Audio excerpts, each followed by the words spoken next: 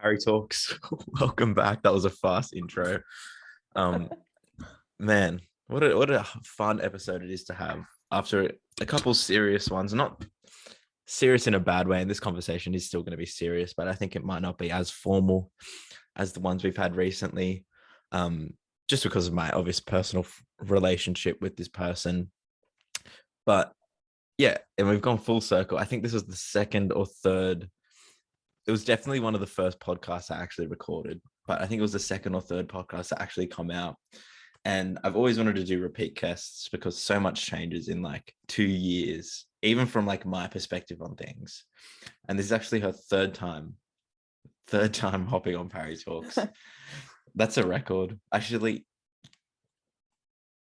that is not a record. You're equal with Connor from Triple One, Obi, Yes. but we can take him on. Caitlin Medcalf, how are you Hello. today? I'm good. I'm currently self-isolating. Dude. We're doing it. Yeah, so there's a chance that we're doing our first COVID positive episode, but you'll see more of that on Caitlin Medcalf's social soon, I think. I mean, if I get COVID, I'll definitely vlog it. I think it's worth, the people need to know what it's like, but I feel like there's, sorry to interrupt, but I feel like there's an important, almost like informational side that could come out of that. Because I feel like people think COVID's so distant, so if someone you knew got it, and like I'm not wishing you get it at all because it's a horrible thing, but if someone you knew got it and then reported on it being like, hey, I'm half vax and it probably helped, and this is what I felt, and this is what it was like, and this is who calls you, I mean, that there's probably a lot of value in vlogging it.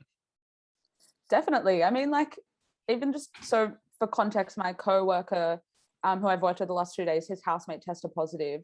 And yeah, even just like asking him like what the process was, because I actually have no idea what happens when someone close to you tests positive. So you're saying that like they've had doctors coming in, they've got to self-isolate for 2 weeks.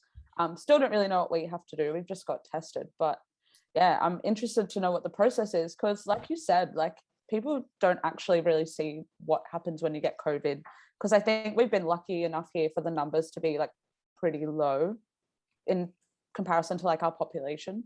Yeah. Yeah. And we'll all eventually get it. It's just like, do you want to get it fully vaxxed or do you want to get it not vaxxed? And it's like, it's pretty simple.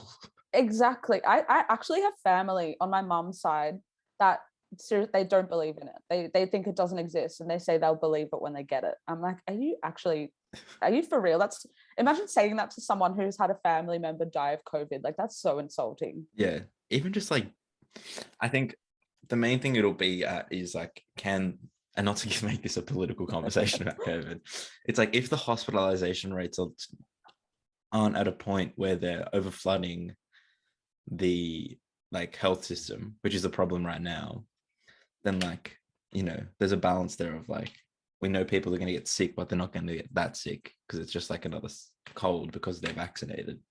So like people just don't understand that. Like it makes so much sense, but people are like, nah, I'm just going to get it and fight it because I'm strong and I take vitamin C. Yeah, literally. And then those are the people that become a statistic at like 25. Yeah. It's pretty sad. Vitamin C. I'll just drink a shit ton of orange juice. It's like, well, at least you won't get scurvy, but you might get COVID. And not to go into too much detail or say anything too explicit, but like the amount of times I've used orange juice is just like the remedy for my life. It's so true. You know what? I feel like once you get older, you graduate from orange juice to Armor Force. I don't know if you've ever, it's like a vitamin tablet that just has all, like, doctors recommend it. It's like a vitamin tablet that has everything that's supposed to like boost your immune system. So that's my excuse now when I get sick. I'm like, oh, I'll take some Armor Force, I'll be fine. Is that a regular thing for you, or is that a post-partying thing for you? It's mostly just a sick thing. I honestly, I don't know about you, but I haven't been sick for like 2 years. I think I got sick maybe last year for like a few days, but that was about it. I've had colds, but I haven't had anything that's knocked me. Yeah. The worst I felt was after that first AstraZeneca shot. Yeah. Oh, how did you react to it? I wasn't as bad. I wasn't as bad as other people. Like my brother and Katie, my partner, were like out for the count. Like I didn't get any like communication from Katie for like 18 hours. Like just Oh. but then like woke up and then sent me a picture of her eating dinner. And I was like, okay, it was sweet. She's alive. And my brother was just like a sorry mess in bed, like the next day. But then I just woke up feeling really like it almost felt exactly like a really bad hangover. Yeah, And then by midday, like I worked that day, like I did the New Music Friday playlist that day. hectic. Um, but yeah, by midday I was sweet. But that's like the worst I've felt, I think. That's good. The quick bounce back, I think, is important. Yeah. What about you? We like Wiley and I were both fine. I don't think had any symptoms. I mean, we got vaccinated at like 2 p.m. and then the next day I went to work at 7 and I was like fine up until about 11 and I just hit a wall. Like I felt like I got maybe 2 hours sleep and that was about it. I just felt tired for the rest of the day. Yeah. Came home and had a nap and I was sweet after that. But it's such a fun feeling, I think. Yeah, I don't know I why. I know. just loved it. I loved it. Yeah, especially like that kind of unknowing feeling of being like, oh, I wonder how I'm gonna feel. That's what I was like with Yeah, my second vax. It was like, oh, keen to maybe take a day off work, keen to feel yeah. freedom sickness, and then nothing happened. Like I felt fine for the second one. I was like, damn, that's all sort of a letdown. Yeah, anticlimactic. Yeah. But how have you felt generally? This is like my first prepared question, and I don't know how long we've been talking for. But Yeah, how have you feeling just like the past couple of months, just generally as a scene member? I feel like last lockdown, like the first like initial, oh my god, the world is ending, was so much more like positive and uniting, and like people were finding new ways to do things, and it was super energetic and crazy. But I feel like this lockdown, people's energy levels are just like so low. So how have you just felt, being a member of a community? I think it's been so interesting because I've definitely felt that, I think this time around people are just sick of it. I don't think we really thought this was going to happen again. So I think for the most part, like I think the first 6 weeks I just felt generally pretty, didn't touch Ableton, didn't really like, I honestly have not really been listening to much music even in the last month or two. But I had a bunch of mixes to do at the start, which like kind of kept me going because I had a lot of music that I was like stocking up ready to play out, but obviously none of that happened. But yeah, I don't know, just the hardest thing I think has been like rewiring myself to feel motivated and also just trying to reconnect with people because I feel like I'm definitely quick to cut myself off when the lockdowns start to happen. And I've realized recently that that's the thing that I think everyone kind of goes through at Yeah, some point in the lockdown. So yeah, I don't know. I think I feel more nervous now than anything because I feel like I've been away from the community for so long. I still wonder where I might fit into that community when things kind of resume. definitely. Yeah, Yeah, that's super interesting. I always feel like, and I think this is a weird thing, but I feel like in the past 2 years, and like naturally with everyone, like so much changes in 2 years in terms of like friendships and like what you see of the world. And that can still sort of be established in your connections, like with your friendships or with the music you like or anything like that. But that hasn't been manifested properly in real life. yeah, Like I felt like, because I sort of made a new group of friends, I felt like I've only properly experienced that group of friends in like a real way for that like 3 month period in between the first initial craze and then this one now. And it's so weird to be like, where do I even sit, like in terms of just socially, or like where are my social skills at, even like am I going to be comfortable going back out? There's so much to think about. It's so intense. People don't give that enough credit, I think. definitely. I think there's a lot of intensity that obviously being part of a community is great, but I definitely feel like there are also like some burdens I think that come with the community, like in terms of feeling like you have to participate and like constantly be on. And like I definitely feel like I'm an introverted person when it comes to, I guess, general life. So yeah, it's I think I struggle to really keep up with the social aspect of a lot of community driven things. But yeah, I don't know, I'm interested to see. I feel the same. I had like started making friends with a new group of friends in that 3 month period, Yeah, and then now I'm like, oh, okay, like I know, I feel like once things go back to normal and we can all hang out again, it'll yeah, be fine. But it's just like I think the older you get, the more you realize it actually is really hard to make friends and like good meaningful friendships as well. And so yeah, that's been something I've been trying to seek out, but it's been so hard with this like constant interruption. definitely. But I don't know, Yeah. do you see it as like, do you see it as internally, whether just personally or with music or whatever, do you see it as these 2 years are just like a pause and we restart? Obviously, a lot's gone on for you personally in that time for your career, but I'm just saying generally as a person, do you see it as like a pause where it's like, okay, now we restart and you don't put too much pressure on yourself of what you've achieved for these 2 years? Or do you think you'll reflect back on yourself like critically or harshly during this time? I think it's a bit hard to not like reflect on. I think the most thing is like how you've used this time, because I think like I don't feel like this has been a pause at all. I think if anything, the whole industry has, you know, been forced to adapt and transform, and there's been lots of people leaving the industry because they've been forced to. So I think once things resume, like it's not really a pause because a lot of things are going to have changed. Yeah. And for the most part, like it's still not going to be able to be business as usual for quite a while, purely because I think travel is still going to be so largely restricted in the country. But yeah, I don't know. I think I've definitely felt the harshness in terms of like, I think I could have been using this time a lot better. But at the same time, like, as I've been shifting from DJ to like producer, like, how can you be expected to feel inspired by much in this time? Exactly. Yeah. So I've kind of found it hard to force myself to sit down and make things when I don't really feel like I have anything to make. You know what I mean?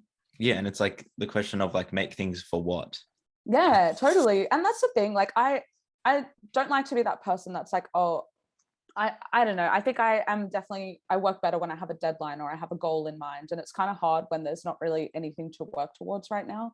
Yeah. And I know a lot of other people think very differently to me, and they would say, oh, that's kind of like, well, you're just making music to fit in somewhere. But I don't know. I've always been like that, working towards a deadline. And if I don't have that, then I don't really feel like I can apply myself to something.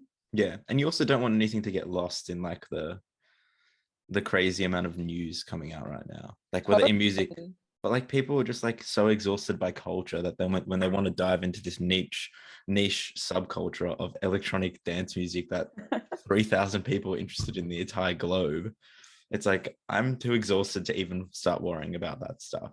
See, like even Definitely. I've been thinking about that with my stuff as well. It's just like, how much do people care about, 8 tie-dyed printed t-shirts or Parry Talks key rings? And it's like there's only one way to find out, I guess. So I'm just trying to keep doing.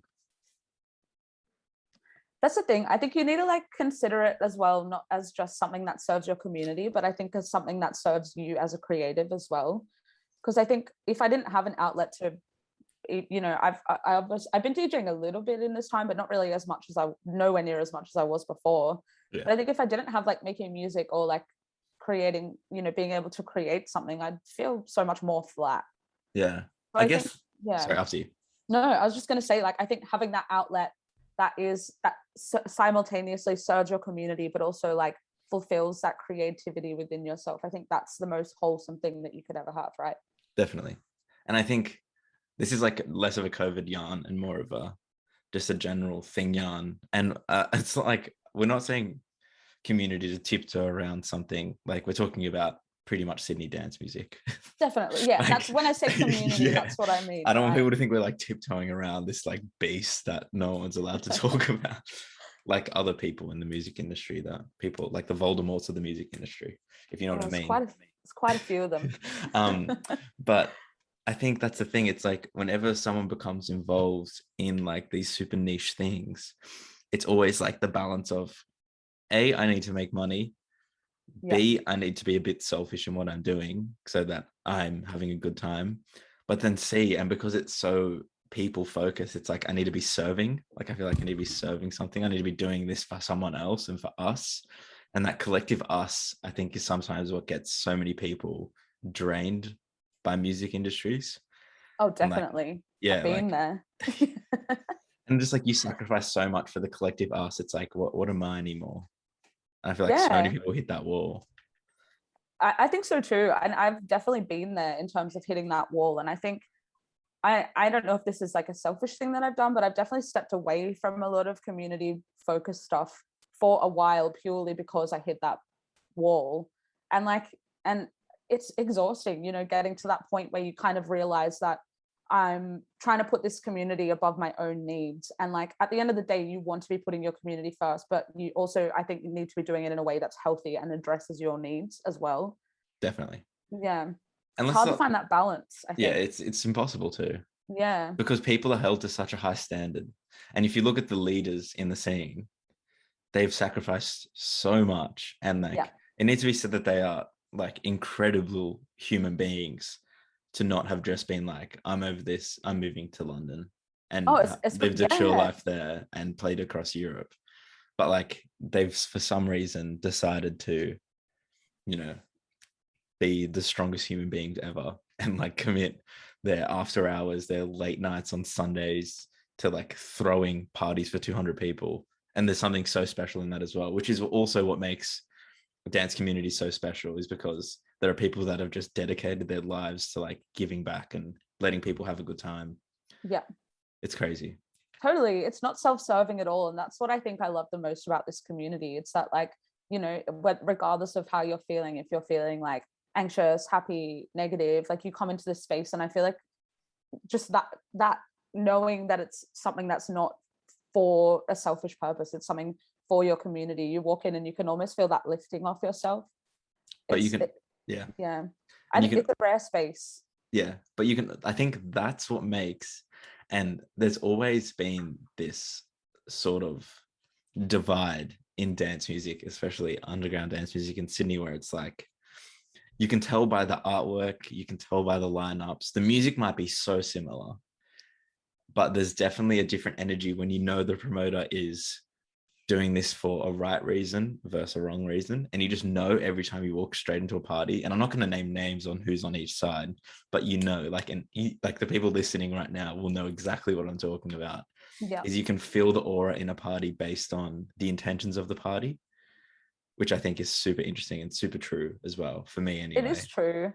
Yeah. And I think especially in the last 2 years, like I think that distinction has become more clear, you know, because I'd like to think that the people that have stuck around, I mean, I think it's a privilege and also an accessibility thing to have been able to stick around.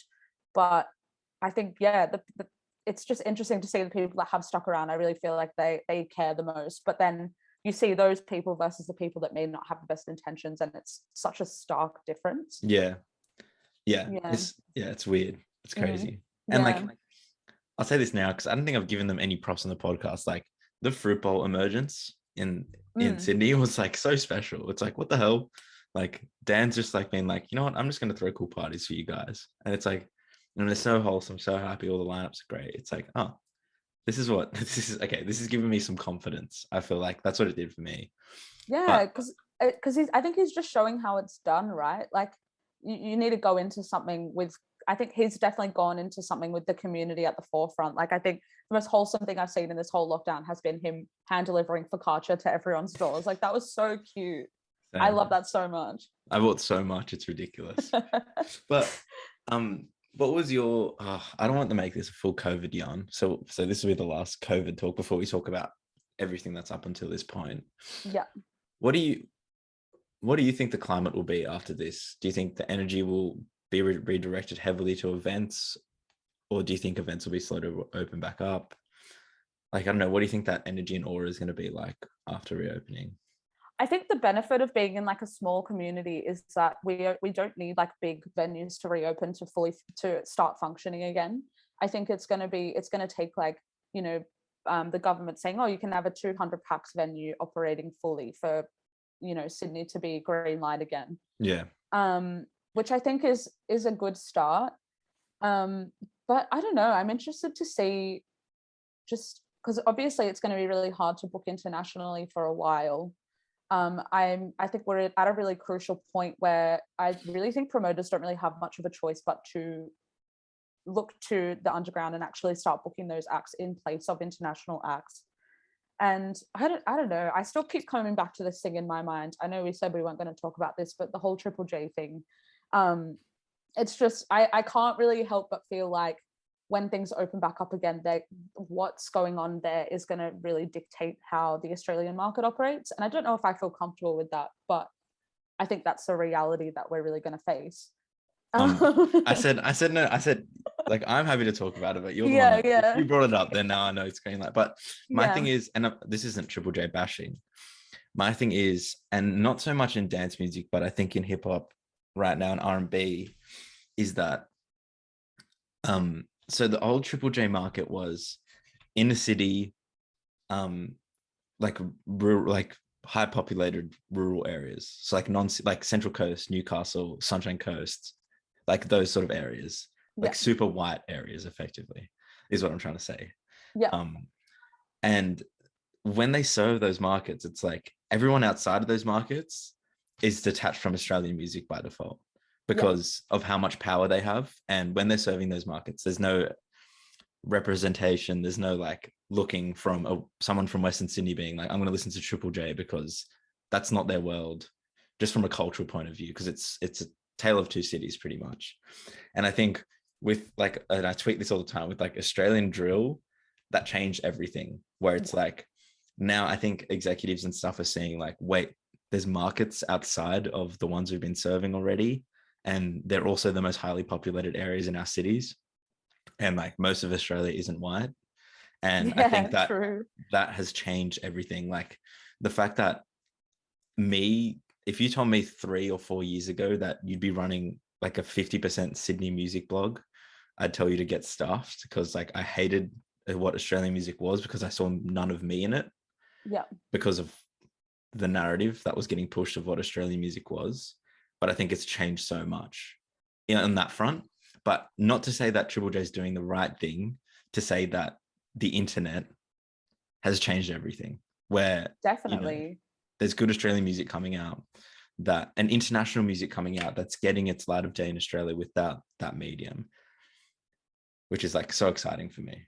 Yeah, definitely. And I think the silver lining to this whole like lockdown situation for the last 2 years has been that, we've all primarily been communicating through the internet. So I think we've been really forced to sit down and like reconnect with how, I guess, like rejig the ways that we look for new music, and the ways that we engage with certain communities. So I think it has been like a really fruitful time for, like non-white artists, I think, because now 100%. it's like finally, there's the Australian music market is acknowledging that it's not just rich and white, and it's more complex than that. So I'm interested to see where it heads in the next 5 years.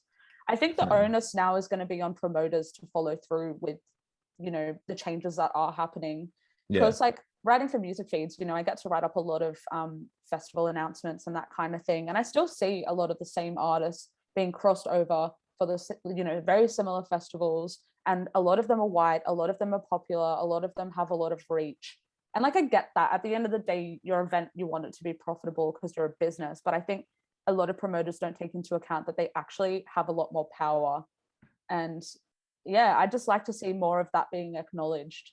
definitely. And I think I always think about this.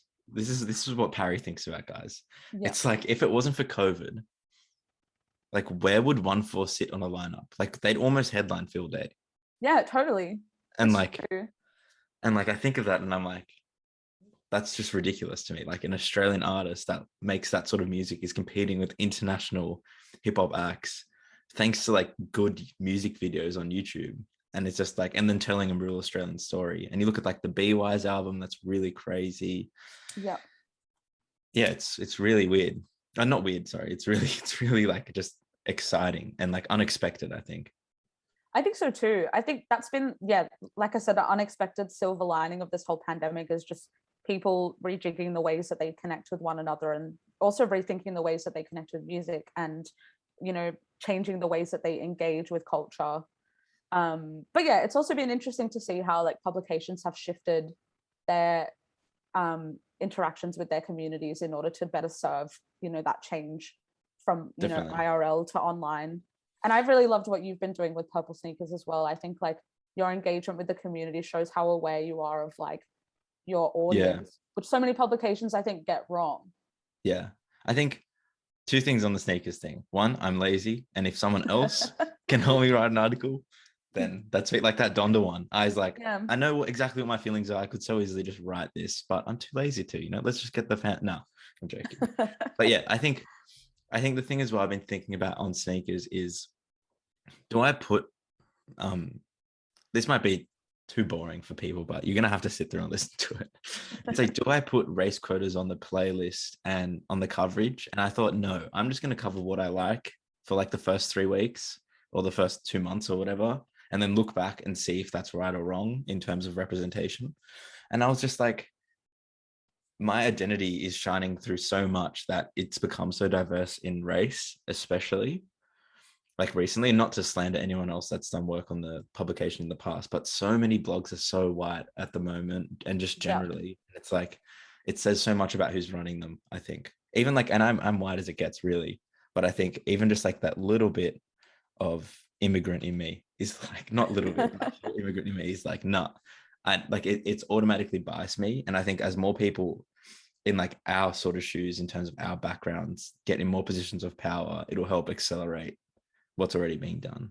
Definitely, because it becomes something that you have to think less about. It becomes more ingrained in the culture of the publication. And so 100%. that Or the radio station, or the yeah, exactly. And that leaves you more room to think about other aspects of your publication that, you know, might be lacking in certain areas, or like you might try out new content that you want to try out, instead of having to like focus all of your attention on like, oh, we've got to be diverse, we've got to be diverse. Yeah. That's something that is just inherent in its identity. Like that, I think, is so rare to see, especially in a country as multicultural as this one. Exactly. That's the thing that wigs me out.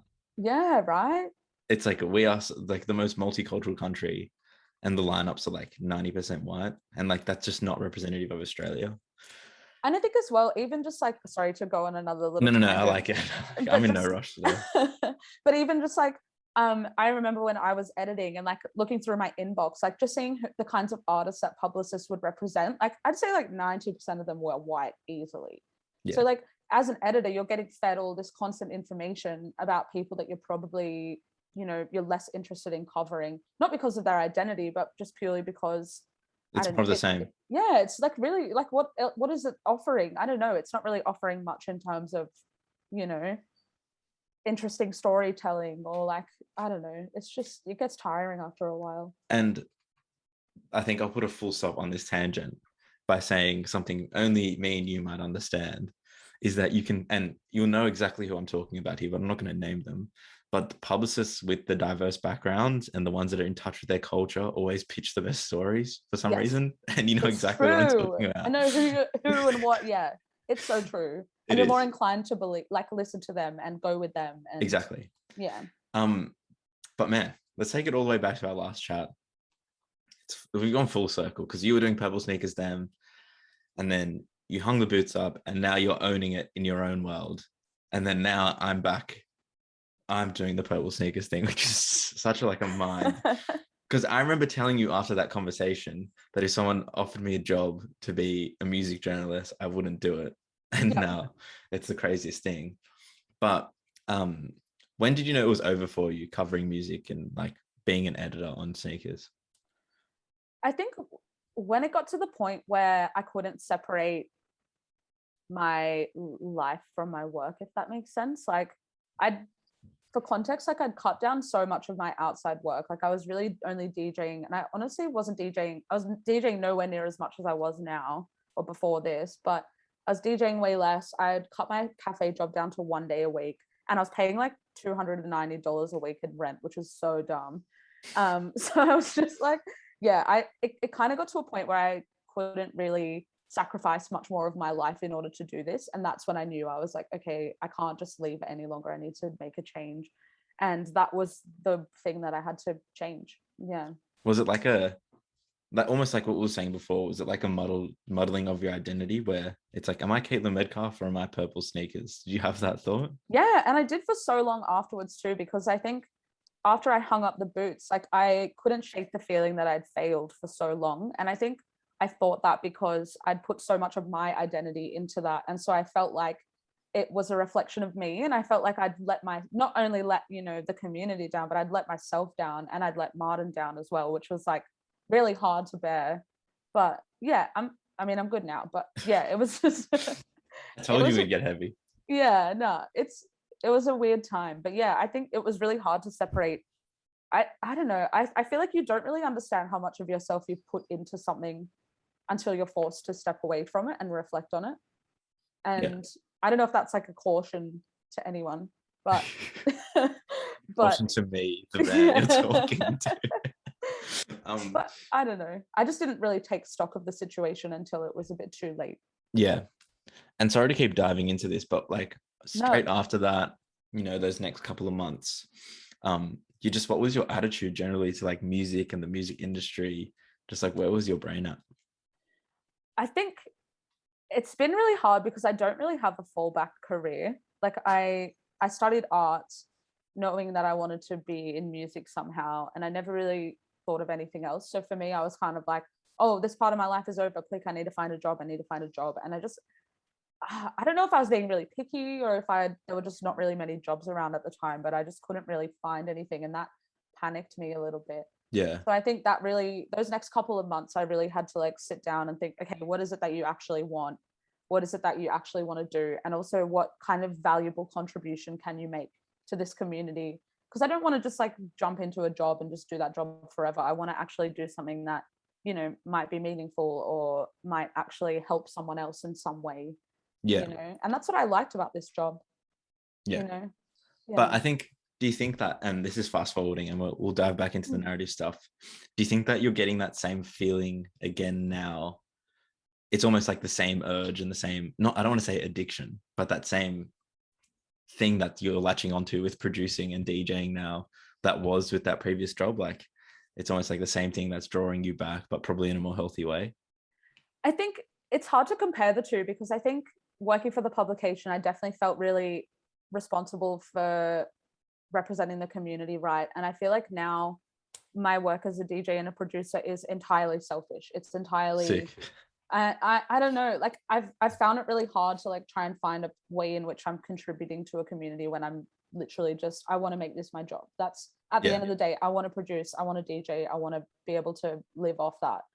And sue me if that's like a bad thing to say, but cancelled. But I don't know. I've also throughout this lockdown been thinking about ways that I can re-engage with the community, and like I obviously want to like throw parties again, and I've been thinking about doing a mix series, but I also don't want to just do another mix series where everyone contributes for free. I want to actually pay people. So just, I don't know, like I think this is the age old tale. How do you monetize anything anymore? But yeah, I don't know. I think diving into DJing and producing, I've definitely felt the absence of contributing to the community. Yeah. But yeah, I don't know. Now I think my next challenge is how can I find a way to re-engage? Do you think that that challenge is something natural and deep inside you that you can't stop? Or do you think it's almost like a strategic marketing thing? I don't think it's a marketing thing at all. I think that's so harsh. No, but like I see where you're coming from. I don't know. I think I've been in music since, I started writing for Purple Sneakers when I was 17 and I'm 26 now. It's been pretty much the only constant in my adult life. I don't know. I couldn't really see myself doing anything else. So I think, yeah, maybe it's just me trying to get back to that feeling. Maybe that's selfish. I don't know. Maybe you're being, no, I'm not going to go there. What do you think re-sparked it after that little lull? Was it the pure thing of producing again, or just like what got you out of that, do you think? That's really hard because I still really don't feel like I'm that good at producing. It's really hard. But I think going from, let's talk about going from, oh shit, I need a job, what do I do with my life? Yeah. Like maybe that's overstating, but yeah, to hang on, I'm going to be a DJ and producer. What happened between those two things? Like what pushed you towards that? I think so when I started editing, Martin sat me down and like really talked me through like freelancing as like a career like pathway, I guess. And taught me a lot about how he freelances and like how to like fund yourself basically and like all that kind of thing. And I think once I got a taste of freelancing, I realized that this is actually this kind of style of work really suits me and my lifestyle. So I think I went into that next phase being like, okay, I know that I want to freelance because I really like the way this suits my lifestyle. What can I do? And so I think I was really lucky. I got the opportunity with Music Feeds. I got the opportunity with NLV Records to write with them as well. So yeah, I think in the back of my mind, I've just been like, I just want to pick up other jobs as long as I can still freelance. And that's really kept me going because I don't know, I'm, if I have to work a 60-hour working week, I'll work a 60-hour working week. That's just what that week does. that's what that week will be. And then, the next week I might only have 20 hours. That's just what it is. Yeah. But yeah. And then was producing always the goal? Like throughout, like from when you first started, not when you first started DJing, but was producing always in the back of your mind as a DJ, and then it just manifests itself now? I think it was a natural progression. I think, I don't know, I kind of came to the realization that like there are really only a handful of DJs that somehow, make it big enough as just DJs, and that's it. And I really felt like producing was, I was going to hit a ceiling in terms of DJing, and I was going to have to produce if I wanted to keep the ball rolling as a natural progression of things. But I actually really enjoy it. I think at heart, I'm a very logical person, and a lot of, production is quite logical. Definitely. Yeah. So it's been a natural progression. And it's also been kind of tough teaching myself, but it's been also very rewarding. Yeah. I think, it's either you run a record, like a really good record label as a DJ, and you like seen as this like all empowering, all being tastemaker, that's taste is just like supreme to everybody else's. Yeah. Or you're a good producer. I think that's the two ways that people really just go ham. And if you've got all three, then you're unstoppable. Like if you look at the people that have all three, it's like they're, yeah. That's it. Yeah, exactly. And like I'd like to, I love music, but I'm not like a avid record collector or someone who spends all day digging for new music. Like I go through phases where I do, but I'm not that obsessive about it. Yeah. Do you feel like how much do you think of that is like radio fatigue and like editorial fatigue in terms of just like I don't have the time to like deal with listening to music 7 days a week anymore? It's so true. I think that really burned me out because you get sent, you might get sent 100 things in a day, only have time to listen to 50 of them, and you might only vibe with like one or two of them. And so it is so easy to get like burnout and fatigue. But at the same time, like I think I'm really good now at picking what I like. I think from that, maybe I think that kind of comes back to like a bit of my identity absorbing into the Purple Sneakers identity or the radio show identity. But I think now that I think I'm better at like sorting through tracks quicker and listening to something and being like, okay, I like that, or no, I don't like that, and just being able to move through it quicker. Yeah. Do you think, and this is like maybe a tough question, do you think that you would be where you are now as a producer if it wasn't for the pandemic? I'm going to say no, to be honest. It's really like, I don't know about you, but I feel like I've gone through a lot of personal growth during this pandemic, in terms of, I don't know, just letting go of a lot of anxieties and a lot of things that I had in the back of my head about, my career or like the ways that I interact with people and the relationships that I have. And I really think, it's been a very transformative time, aside from, I mean, it's obviously been a really sad and heavy time. Yeah. But I think it's been really transformative in terms of like, I've spent a lot of time by myself, and I've spent a lot of time thinking and maybe going back to old albums that I haven't listened to since I was like 15, and just, I don't know, I've worked through a lot of like personal trauma as well during this time. So I think when I first started producing, maybe like 2 or 3 years ago, I really suffered from a lot of self-confidence issues. And I mean, Wiley can attest to this, but I just, I'd make a lot of excuses for myself, would sit down for like an hour, rage quit. But now I think I'm at the point where I'm comfortable enough to like, I can finish a song now like that. It's taken me quite a lot of blood, sweat and tears in my own head anyway to get here. But I'm glad with where I'm at. Literal blood. Ableton's shanking you through the I feel like that's almost a good thing though, right? Like the fact that you've gone through a tough period of like not being able to not I don't, for lack of a better word, not being able to do it, and then like it's the benefit of learning the hard way is what I'm trying to say. Oh, definitely. And like I'm grateful to you for pushing me to release something at the start of the year, because I think if I hadn't released that, I'd probably still be in that headspace. Like I really feel like finishing that and moving on with that was actually really formative in me just getting over that self-confidence issue. That thing, that first comp went crazy. I was just like, I just didn't think of much of it when I was curating it. it was just like, oh yeah, I guess this is a cool idea. I can just put them on Bandcamp. It's not going to be lots of work. And then I got all the music back and I was like, hang on, just kidding. I'm servicing the shit out of this. I'm spending hours of my life after work, like just making this the coolest thing possible. And I think it was really worth it. Like, I think so too. so And like much fun. I'm so appreciative of all the work that you did for that, because like that was a really special release for me. Yeah. Yeah. And the next one's coming soon. It's huge. If you're listening up until now, Purient is on it, lead single. Natalie Dawes, Posture as well. Gwen Stefani from Room 2 Radio. Yes. Gwen Stefani. And then a big one that I don't want to reveal yet because it's just on the fence, but it rhymes with Camila, but we hopefully could get that over the line. Yes. That's sounding epic. Yeah, it's huge. I'm just like, what do I do with all this good music? I guess we have to address the elephant in the room, Caitlin Medcalf. Yep, let's Can you guess what it is? I can't. Please tell me. Oh, come on. It rhymes with Soiler. Soiler schmoom. Schmoiler schmoom. How crazy was that an experience for you? All of that aside, I can't imagine, like, and knowing you personally, I'm not saying that you didn't deserve it or anything, but if I was in that position, I would feel the maddest imposter syndrome, like just by default. Yeah. How was it dealing with that? And how was that like initial offer getting sent through? Like, what was that first reaction of like? You know what? Like, it was really interesting because so for context, I was like going for 2 jobs at that time. I was going for a full-time job at Spotify and a job at FBI as well.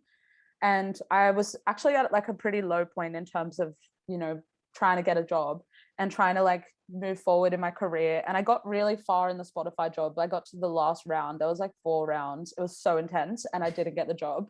And I was pretty bummed about it.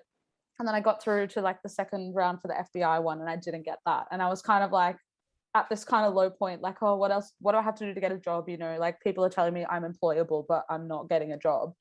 And then, so I was like, oh, maybe I should just, you know, hedge my bets and start thinking about something else. And then like a week after I got rejected from the FBI job, I got a call from Seb saying, hey, we're booking this boiler room.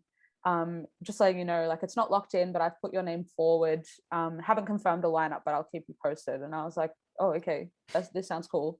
And then the next week he hit me up again and was like, yeah, you're locked in. I was like, okay, what the hell?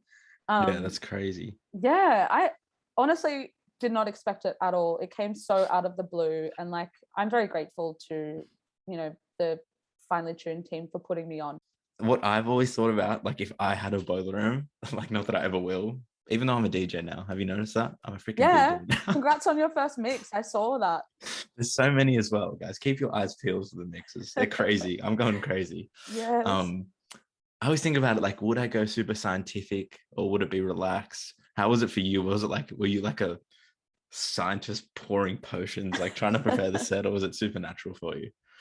Okay, to be honest, like I was given a brief for the boiler. Like I'll go on the record to say this. I was given a brief for the boiler room, which I was a bit uncomfortable about at first because I was basically told to tone it down. And that brought up a lot of other questions. But in saying that, like I kind of repurposed that brief and I was like, okay, let's think about this as a challenge. So I honestly prepared the first probably 3/4 of my set. And then I was like, I'm going to go one of 2 ways. So I was like, I'm going to go, you know, a way that's a bit more hectic or a way that's a bit more chill, just in case, you know, maybe someone goes rogue or whatever. And yeah. I should have, honestly, in hindsight, I should have actually gone a bit harder because everyone just went rogue on the day. And I was a bit pissed off about that, but what can you do? But I think, how much harder could you have gone? Like, you're playing some big, like, rave, like, chuggers. Like, if that's not hard to you, what's hard to you? Like 140 plus, just like full. I just wanted to go straight like 130 to 140. I didn't want to play any of the like house music that I played at the start. I mean, it was fun. I enjoyed playing house music. But yeah, I traditionally would have liked to have gone a bit harder because I feel like that represents me as an artist more. Yeah. But honestly, I was just stoked to have the opportunity and I didn't really want to like ruffle any feathers too much. Yeah, and it still was very you, I think, as like someone from the outside looking in. Like the set was still so you. Thank you. It was crazy. That's and like probably my favorite set of the day. Thank you. Yeah, I worked really hard on it. And It's also been like really affirming looking at the YouTube comments as well, because I feel like every time I look on a boiler room, there's so many people like roasting the DJ, but there's actually no bad comments. It's all like really nice and positive, and yeah, I felt good about it. Awesome. And like, what was it like coming off that? It must have been like the easiest way I can like compute it in my mind is like when you come back from a really sick holiday, Yeah, you yeah, just go fully. home and it's like, oh, It was now just what? it was just weird. Like everything was weird. Like my phone was blowing up for like the next 2 or 3 days. Like it honestly was like I've said this before, like it probably was the best moment of my life. Oh, And I think one of the most like formative for me as well.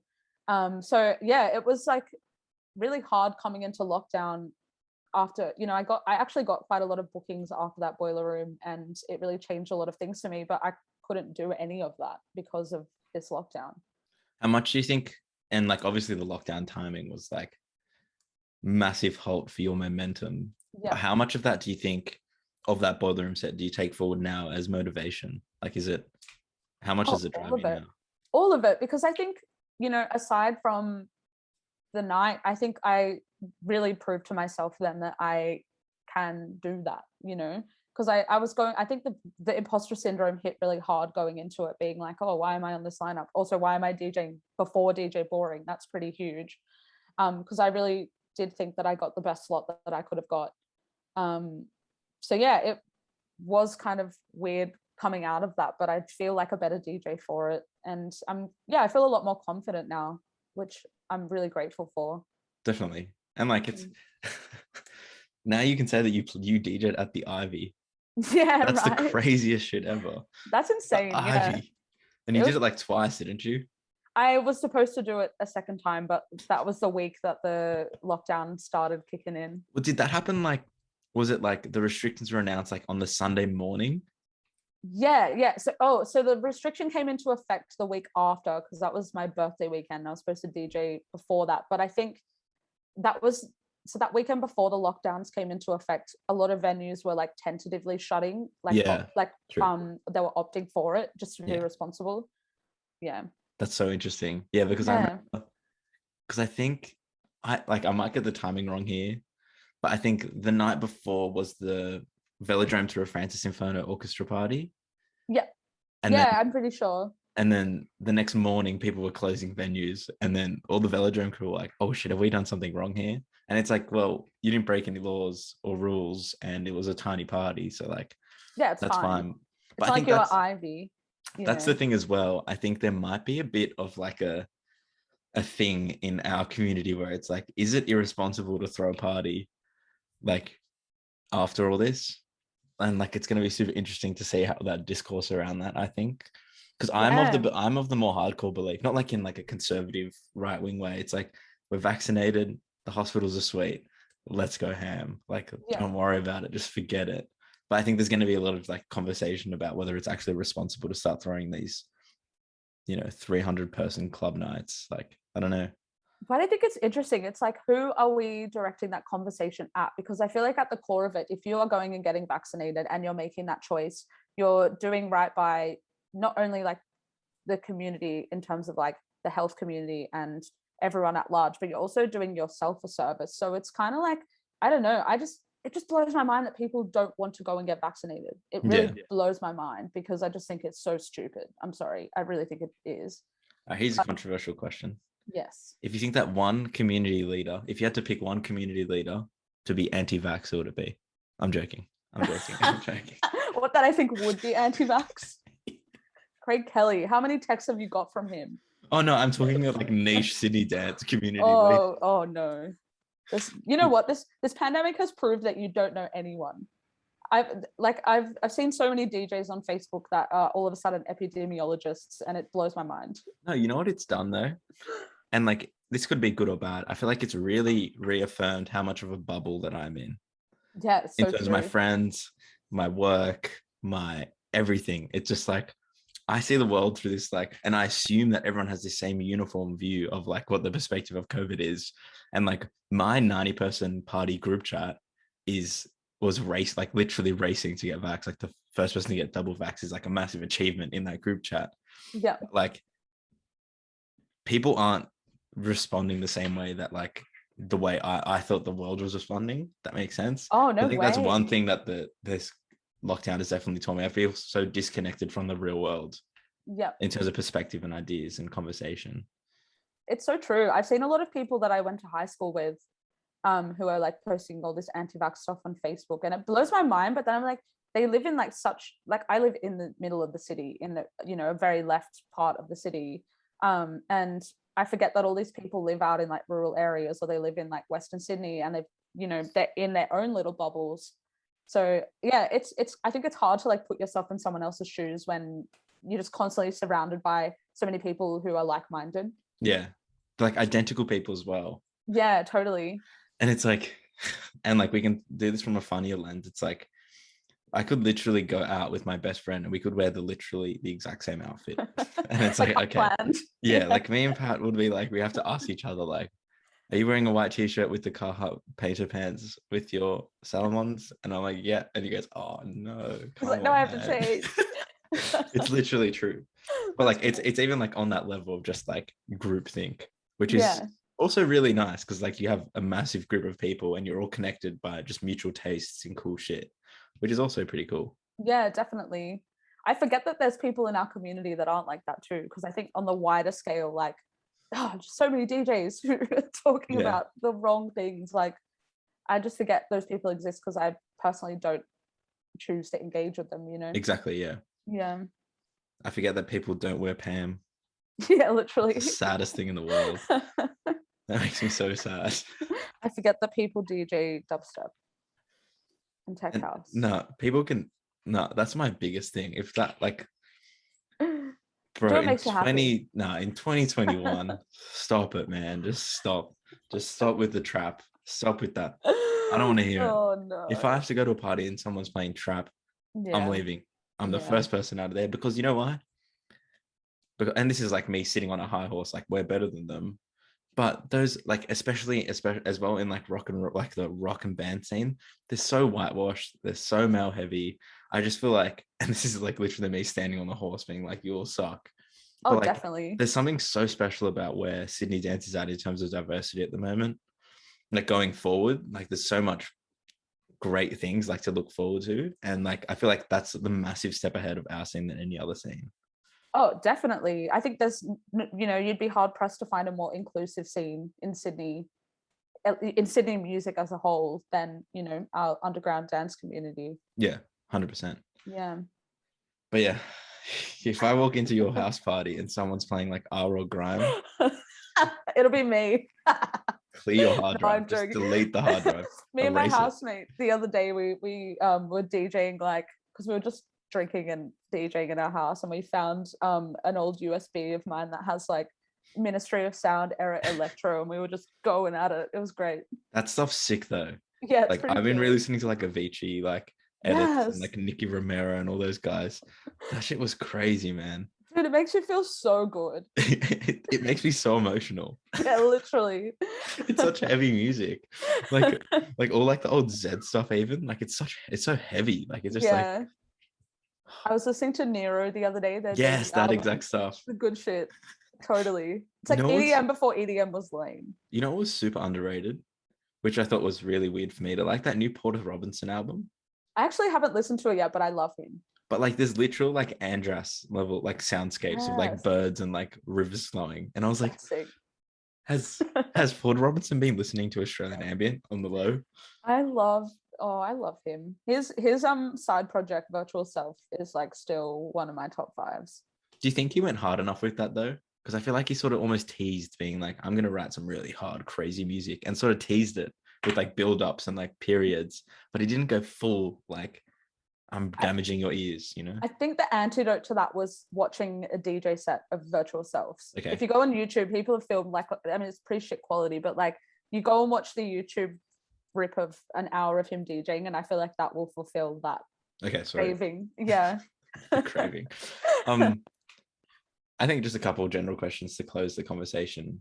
Yeah. Formally, where do you think your taste is now, just generally in terms of dance music? Because I feel everyone's taste has sort of changed.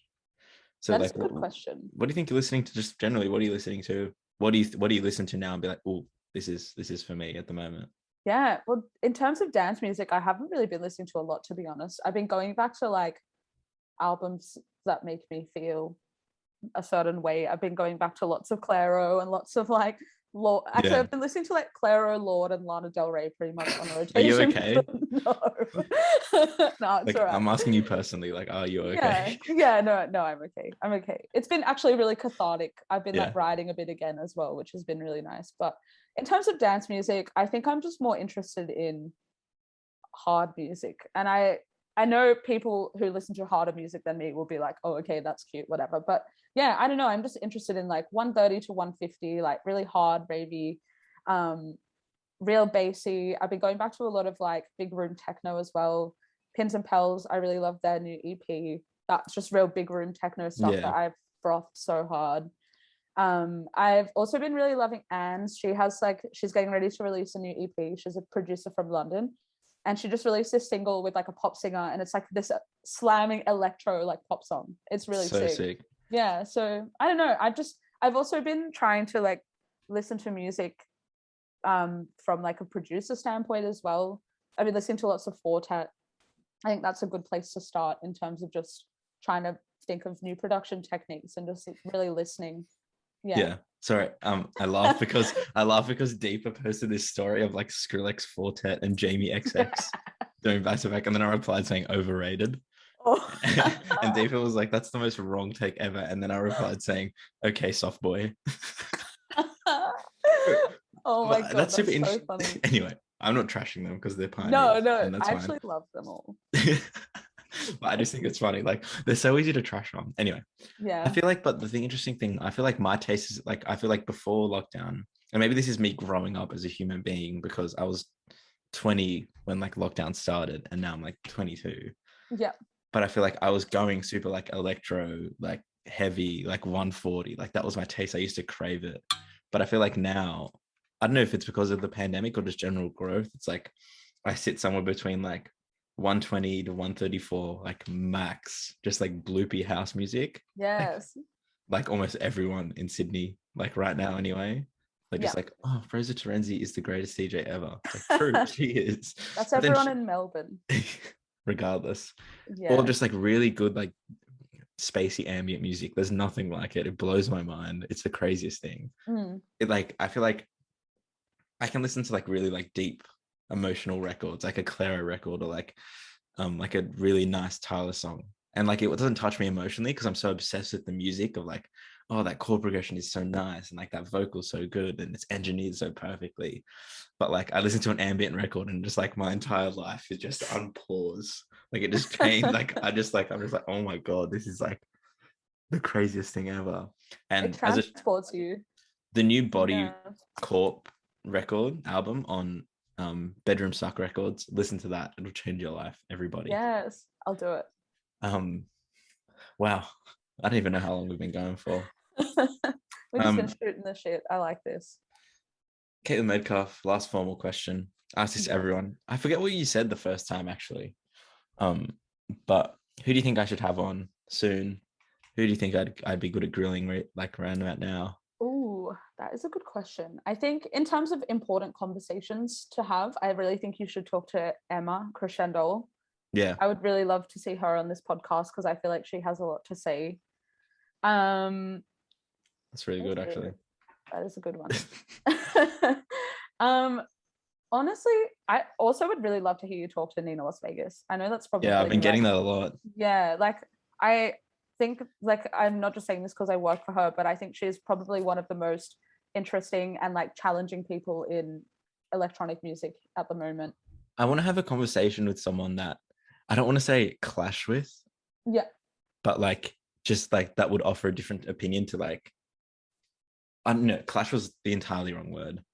Because I feel like a lot of the conversations I've had with dance artists and dance DJs, they've all come from either my personal friendship groups or someone that is a close mutual friend of mine or someone that, you know, I know we're going to be good friends with after the conversation. And that's not to say anything about Nina, but Nina's perspective is so different to mine or yours on like what works and what isn't. So I feel like that's where the most fruitful conversations come from. And I don't know if that sounded like me just saying me and Nina are going to have a debate, because that's not what I meant. But like, I feel like just it's been very one perspective on what dance music is in Sydney up until this Definitely. point. So I think that'll be a good Yeah. conversation. And I think as well, like she's been in the industry, you know, way longer than someone like me. I think she would come to this with a lot more experience and also like a longer perception on the scene and how it's changed. Yeah. So yeah, it'd be interesting. And one epic thing as well is that she's invincible. Yes, And literally. I'd love to hear her opinion on certain things that me or you couldn't actually talk about for our futures. But she's invincible, so she can say whatever she wants. Yeah, exactly. She'll say it. She'll tell it like it is. I'm gonna send that email right now. Hello. Please do. Damn, Parry talks. Caitlin, Medcalf. Parry talks. Do you train your calves? No, I wish I don't. I've really let the exercise. I've been walking. Maybe that's training my calves, but that is training your calves. Okay, then I walk. That's my sport. You should train your middle calves in your purple sneakers. That's it. I actually don't own purple sneakers. That's a question I got asked a lot. Do you get asked that a lot? No, because I tell people, I feel like I've got. Anyway, we'll talk about this later. Yeah. Parry talks. Thanks so much for coming on. I appreciate your time once again. You're always welcome back, of course. Oh, thank you for having me. It was nice to chat. I needed this. Yay. Like the old clap.